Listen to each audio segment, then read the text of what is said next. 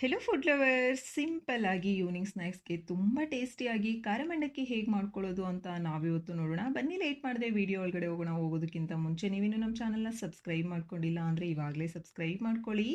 ನಾನು ನಿಮ್ಮ Lakshmi, welcome to Lakshmi recipes.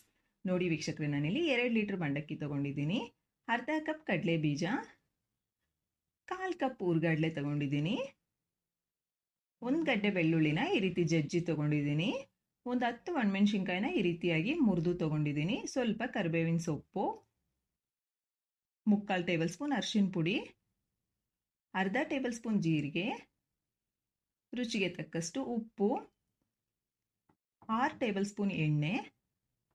ಇವಾಗ ತಯಾರಿ ವಿಧಾನ ನೋಡೋಣ. ಸ್ಟವ್ ಆನ್ ಮಾಡಿ ಬಾಣಲಿ ಇಟ್ಕೊಂಡು ಎಣ್ಣೆ ಹಾಕ್ಕೊಳ್ಳಿ. ಎಣ್ಣೆ ಕಾಯಲಿ. ನೋಡಿ, ಎಣ್ಣೆ ಕಾದ್ಮೇಲೆ ಸ್ಟವ್ನ ಮೀಡಿಯಂ ಫ್ಲೇಮ್ಗೆ ಅಡ್ಜಸ್ಟ್ ಮಾಡಿಕೊಂಡು ಕಡಲೆ ಬೀಜನ ಹಾಕ್ಕೊಂಡು ಈ ರೀತಿ ಕಲಿಸ್ಕೊಳ್ತಾ ಕಡಲೆ ಬೀಜ ಕಲರ್ ಚೇಂಜ್ ಆಗಬೇಕು, ಅಲ್ಲಿ ತನಕ ಫ್ರೈ ಮಾಡ್ಕೊಳ್ಳಿ. ನೋಡಿ, ಇಷ್ಟ ಆದಮೇಲೆ ಇವಾಗ ಇದನ್ನು ಒಂದು ಪ್ಲೇಟಿಗೆ ಟ್ರಾನ್ಸ್ಫರ್ ಮಾಡಿ ಪಕ್ಕಕ್ಕೆ ಇಟ್ಕೊಂಡ್ಬಿಡಿ. ನಂತರ ಸ್ಟವ್ನ ಲೋ ಫ್ಲೇಮ್ಗೆ ಅಡ್ಜಸ್ಟ್ ಮಾಡಿಕೊಂಡು ಅದೇ ಬಾಣಲಿಗೆ ಬೆಳ್ಳುಳ್ಳಿನ ಹಾಕ್ಕೊಂಡು ಒಂದು 10 ಸೆಕೆಂಡ್ಸ್ ಈ ರೀತಿ ಕಲಿಸ್ಕೊಳ್ತಾ ಫ್ರೈ ಮಾಡ್ಕೊಳ್ಳಿ. ಇಷ್ಟ ಆದಮೇಲೆ ಒಣಮೆಣಸಿನ್ಕಾಯಿ, ಕರಿಬೇವಿನ ಸೊಪ್ಪು ಹಾಕ್ಕೊಂಡು ಕರಿಬೇವಿನ ಸೊಪ್ಪಿನಲ್ಲಿ ಹಸಿ ಎಲ್ಲ ಹೋಗಬೇಕು, ಅಲ್ಲಿ ತನಕ ಕಲಿಸ್ಕೊಳ್ತಾ ಫ್ರೈ ಮಾಡ್ಕೋಬೇಕು. ಸ್ಟವ್ ಲೋ ಫ್ಲೇಮ್ನಲ್ಲೇ ಇರಲಿ.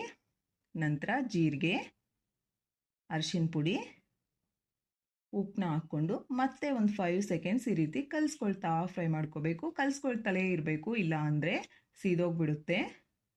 ಇಷ್ಟ ಆದಮೇಲೆ ಹುರ್ಗಡ್ಲೆನ ಹಾಕ್ಕೊಂಡು ಮತ್ತೆ ಒಂದು 20 ಸೆಕೆಂಡ್ಸ್ ಕಲಿಸ್ಕೊಳ್ತಾ ಚೆನ್ನಾಗಿ ಫ್ರೈ ಮಾಡ್ಕೊಳ್ಳಿ.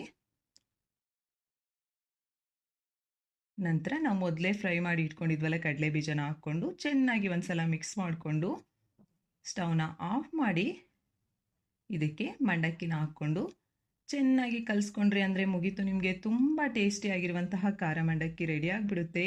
ತುಂಬ ಸಿಂಪಲ್ ಪ್ರಾಸೆಸ್ ಅಲ್ವ ರೀ, ಟೇಸ್ಟು ಅಷ್ಟೇ ಸಖತ್ತಾಗಿರುತ್ತೆ. ಖಂಡಿತ ಟ್ರೈ ಮಾಡಿ, ನಿಮಗೆ ಇಷ್ಟ ಆಗುತ್ತೆ. ನಿಮ್ಗೆ ಹೇಗೆ ಬಂದಿದೆ ಅಂತ ಕಾಮೆಂಟ್ ಮಾಡಿ, ವಿಡಿಯೋನ ಲೈಕ್ ಮಾಡಿ, ಸಬ್ಸ್ಕ್ರೈಬ್ ಮಾಡ್ಕೊಳ್ಳೋದು ಮಾತ್ರ ಮರ್ತೋಗ್ಬೇಡಿ. Thank you for watching.